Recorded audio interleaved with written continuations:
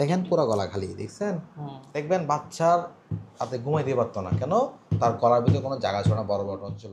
আসসালামু আলাইকুম। আমরা বাবুটার বয়স কত বলেন তো? বাবুটার 4 বছর 3 মাস। 4 বছর 3 মাস, ঠিক আছে। বাবুর গলার ভিতরে অনেক বড় বড় টনসিল ছিল। ঘুমাইতে পারতো ভাইয়া?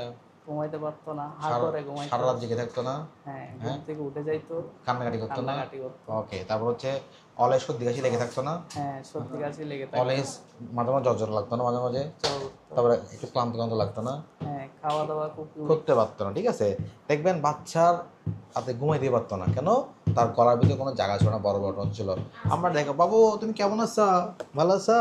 হ্যাঁ, ভালো আছো? ও টাংটাই হচ্ছিল, আমরা টাংটাই করে দিয়েছি, বুঝছেন? জিব্বা আটকানো ছিল একসাথে। বাবা হা করো হা করো হা করো, তুমি কি হচ্ছে না? এটা কি? এটা কি? আরে বাবা, এটা কি?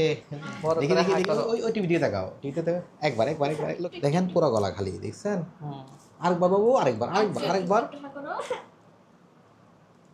দেখছেন? পুরো গলাটা খালি, ঠিক আছে।